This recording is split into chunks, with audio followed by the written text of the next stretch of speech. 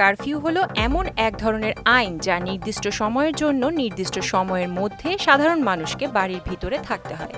Curfew দেয়া হলে নির্দিষ্ট স্থানে নির্দিষ্ট সময়ের জন্য সার্বিকভাবেই চলাচলে নিষেধাজ্ঞা আরোপ করা হয়। এ সময় বিনা প্রয়োজনে নাগরিকরা ঘরের বাইরে বের হতে পারে না। বন্ধ থাকে অফিস, আদালত ও কলকারখানা। পরিস্থিতির উপর নির্ভর করে রাতে বা দিনের বেলায় কারফিউ জারি করা যেতে পারে। মাঝে মাঝে কারফিউ সাময়িকভাবে তুলে নেওয়া হয় বা শিথিল করা হয়, যাতে লোকেরা প্রয়োজনীয় চলাফেরা করতে পারে।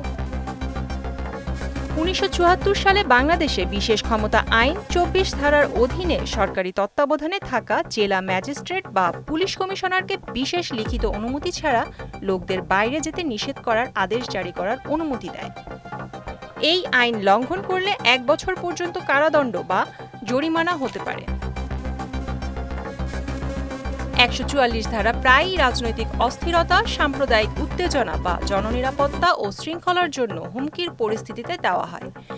বাংলাদেশের দণ্ডবিধির ১৪৪ ধারা একটি আইনি বিধান যা সরকারকে জরুরি পরিস্থিতি বা আশঙ্কাজনক বিপদের প্রতিরোধ এবং মোকাবেলার জন্য আদেশ জারি করার ক্ষমতা দেয়।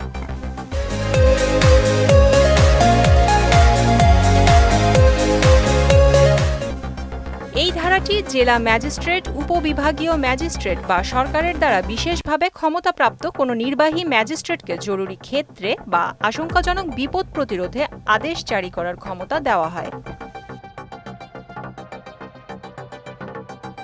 বাংলাদেশে ১৪৪ ধারার প্রধান পয়েন্টগুলি হল: ১. সীমাবদ্ধতা আরোপ। ম্যাজিস্ট্রেট জনসমাবেশ, সভা, মিছিল বা যে কোনো ধরনের সমাবেশে যা জনশৃঙ্খলা ও শান্তির জন্য হুমকির সৃষ্টি করতে পারে তা প্রতিরোধের জন্য এ আদেশ জারি করতে পারেন। ২. সময়কাল। ১৪৪ ধারার অধীনে প্রাথমিক আদেশ ২ মাস পর্যন্ত কার্যকর থাকতে পারে, তবে জনশৃঙ্খলা রক্ষার জন্য প্রয়োজন হলে সরকার এই সময়কাল বৃদ্ধি করতে পারে। ৩. পরিসর। আদেশগুলি নির্দিষ্ট এলাকা বা পরিস্থিতির তীব্রতার উপর নির্ভর করে পুরো জেলা জুড়ে প্রযোজ্য হতে পারে।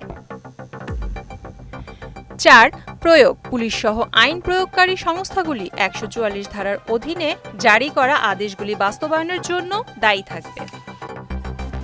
প্রিয়াঙ্কা নিতু, মোহনা ডিজিটাল।